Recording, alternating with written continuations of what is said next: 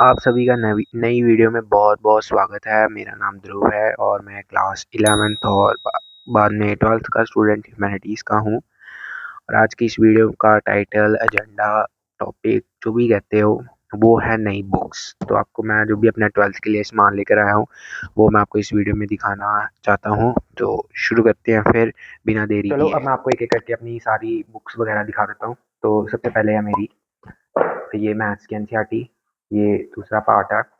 तो yes, part 2। तो ये है पार्ट 1, ठीक है। और मुझे पता है ह्यूमैनिटीज़ के बच्चों को मैथ में क्या ही दिलचस्पी होती है, तो वो ज़ीरो होती है, तो इसे हम साइड पे रखेंगे। और बाय द वे मैं आपको एक और इसका बता देता हूँ, इसका एक और पहलू अपनी ज़िंदगी का। तो अब फर्स्ट सबसे पहली जो मेरी इम्पोर्टेंट सब्जेक्ट है, या जिसे कह लो मतलब मेरा फेवरेट सब्जेक्ट भी है, this is Indian economy. Indian economy नहीं मतलब इकोनॉमिक्स, और उसी का एक पार्ट है इंडियन इकोनॉमी। तो ये है उसकी एनसीईआरटी, ये उसकी एनसीईआरटी कॉन्टैक्ट खुल ही नहीं रहा, कॉन्टैक्ट से क्या बोलते हैं, इंडेक्स पेज। तो ये उसकी एनसीईआरटी है। तो यस, तो बस ये बुक पहले अच्छे से दबा दो। तो ये इसकी एनसीईआरटी है। तो इसमें टोटल 8 चैप्टर हैं, 4 यूनिट है, ठीक है। तो ये होगी इंडियन इकोनॉमिक डेवलपमेंट की। ये है, चलो ये बात मैं आपको दिखाऊंगा। तो ये है माइक्रो इकोनॉमिक्स की एनसीईआरटी। तो ये है माइक्रो इकोनॉमिक्स की एनसीईआरटी। तो इसमें भी टोटल मेरे लगभग 6 चैप्टर हैं। तो आपको पता 6 हैं, तो रेफरेंस बुक में 12 चैप्टर हैं। तो ये कुछ ऐसी सी होती है अंदर से।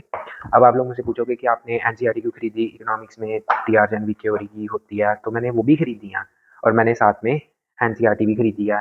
तो ऐसा क्यों किया है, क्योंकि क्योंकि कई कई लोगों से मैंने सुना है कि जो टीआर जैन वीके की किताब है ना, उसमें जो कीवर्ड्स यूज़ किए हुए हैं, तो वो जो हैं सीबीएसई में कीवर्ड्स मतलब कुछ टर्म्स होती होंगी इकोनॉमिक्स में कीवर्ड्स, जो कि एनसीईआरटी से सीधे उठ के बोर्ड के पेपर में आता है। तो कहीं मैंने इंटरव्यू से सुना था टॉपर की, तो शायद कहीं वहाँ से ही कहीं मैंने सुना था। तो इस वजह से एज एनसीईआरटी के एज अ नोट्स का काम कर लेंगे कि जैसे मैंने यहाँ से कंसेप्ट पढ़ लिया, तो अभी एनसीईआरटी कर लो, एनसीईआरटी के पीछे क्वेश्चन कर लो। मतलब इकोनॉमिक्स में एनसीईआरटी भी ज़रूरी होती है, ठीक है। अब यहाँ पे +1 इसलिए लिखा कि पहले इंडियन इकोनॉमी +1 में थी, और माइक्रो +2 में थी, ठीक है। तो इस वजह से मैंने एनसीईआरटी भी खरीदी है, और टीआर जैन और वीके की किताब भी खरीदी है। जैसे ये टीआर जैन वीके की है, ये पुरानी ली है मैंने किसी की। तो इसमें भी पूरे 8 चैप्टर, एनसीईआरटी में 8 है। मतलब इसमें फ़र्क ये है कि इसमें क्वेश्चन ज़्यादा हो जाएंगे, और क्या होगा, बाकी इंडियन इकोनॉमी ये और ये मुझे लगता है अंदर से भी सेम ही होगी। तो ये व्यक्ति है जिसकी ये बुक थी पहले, अब मेरी हो गई है। तो यस, तो आती है मैक्रो इकोनॉमिक्स। तो मैक्रो इकोनॉमिक्स के 12 चैप्टर हैं, इंट्रोडक्शन, बेसिक कंसेप्ट्स, और यहाँ से लेके पूरे 12। है पुरानी है, नई नहीं है, पुरानी है, पर मैंने पुरानी खरीदी है, ठीक है। तो क्योंकि महंगी बहुत होती है, मिडिल क्लास फैमिली से होते हैं हम लोग, तो इस वजह से तो मैंने सोचा चलो पुरानी खरीद लेंगे। 500 रुपये की पड़ गई दोनों, और +1 की भी माइक्रो स्टैटिक्स 500 की पड़ी पुरानी, ठीक है। अब इसको मैं बाद में आपको दिखाऊंगा, उससे पहले मैं आपको ये दिखा देता हूँ। ये है हिस्ट्री पार्ट 3, हिस्ट्री पार्ट 2, और हिस्ट्री पार्ट 1।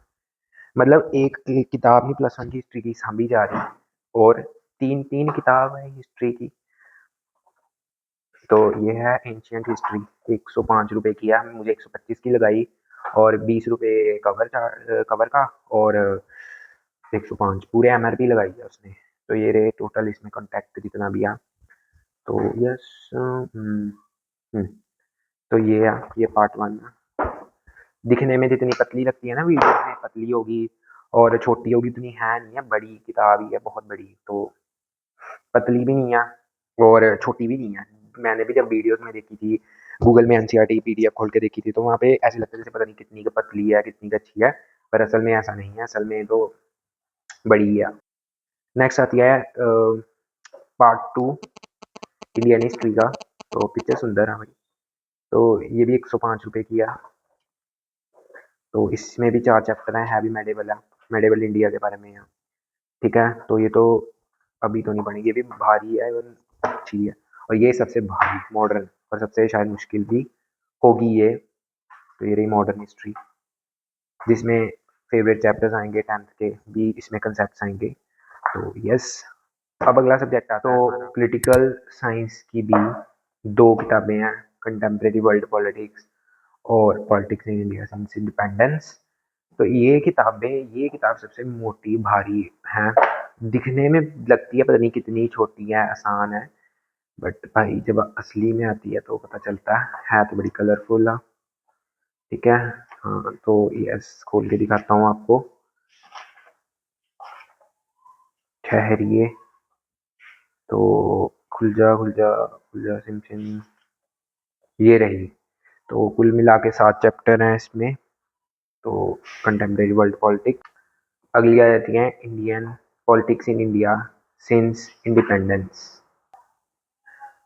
तो ये भी 135 रुपये की लगाई हुई है और मुझे 155, पंजाबी में कहो तो 155, हिंदी में कहें तो 195, पता नहीं 155 होता है अगर ऐसे इंग्लिश में। पंजाबी का ज़्यादा आता है मुझे पंजाबी में बोलना, तो इस वजह से पंजाबी में 155 को 155 बोलते हैं। तो उतने की पड़ी है मुझे। 8 चैप्टर हैं, बहुत भारी भरकम किताब है और यस पढ़नी तो पड़ेगी, है बड़ी कलरफुल। +1 की थी, कलरफुल नहीं थी। अब एक और एनसीईआरटी में खरीद के लाया हूँ, that is of geography, fundamental of human geography.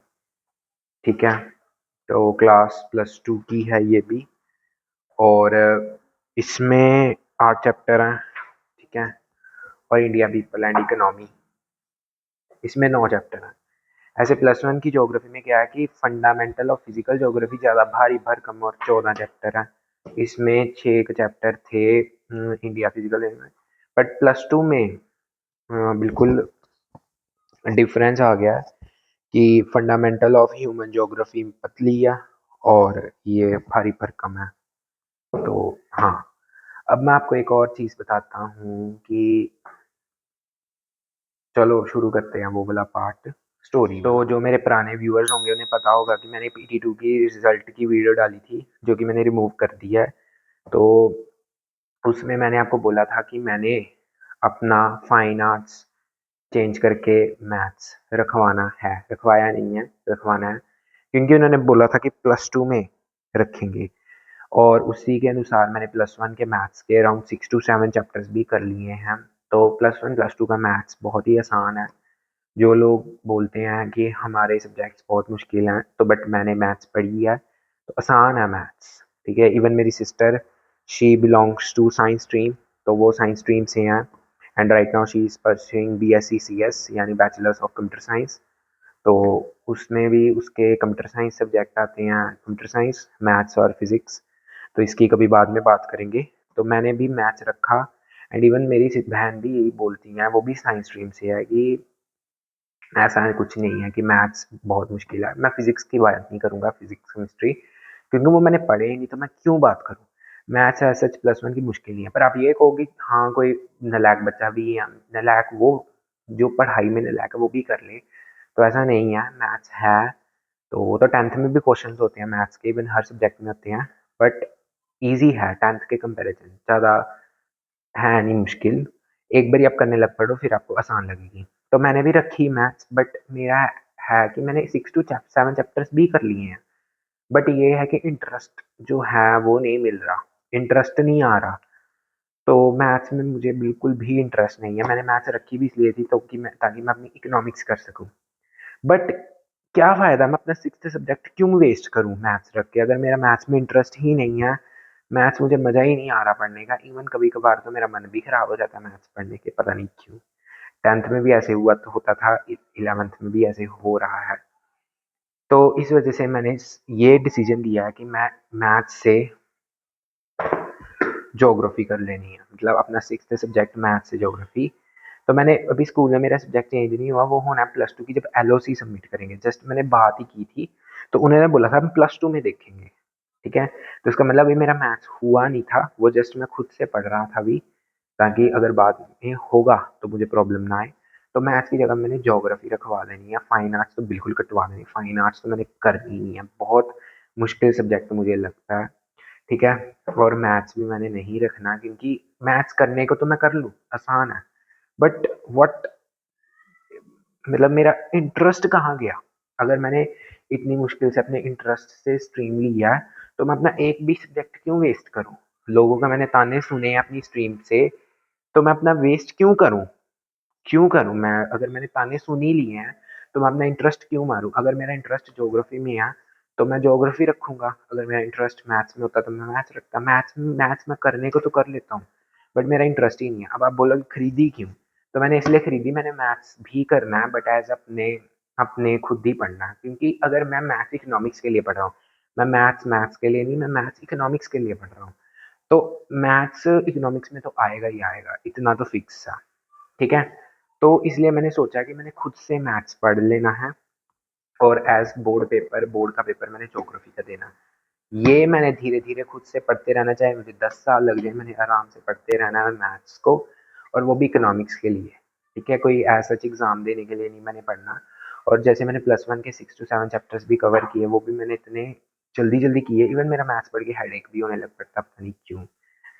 तो मैथ्स में मुझे ज़ीरो इंटरेस्ट है, हाउएवर मैं मैथ्स कर लेता हूँ, करी भी है कि अराउंड 14 चैप्टर हैं और आधी बुक मैंने कर ली है मैथ्स की, ठीक है ना? तो ये नहीं मैं कह सकता मैथ्स मैं कर नहीं सकता, मैथ्स मैं कर सकता हूँ, but the thing is that मेरा इंटरेस्ट ही नहीं है। अगर होता तो मैं फिज़िक्स, केमिस्ट्री ना रख लेता।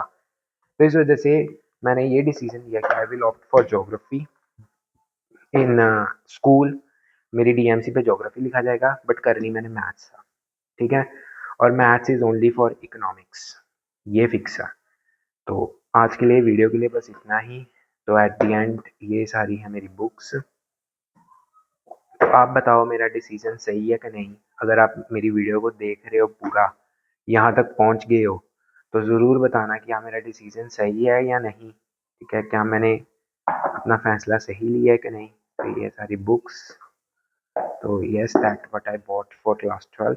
और हाँ, सच एक चीज़ और, अब मैं आप बोलोगे कि इसने जनवरी में 12th में क्यों खरीद लिया?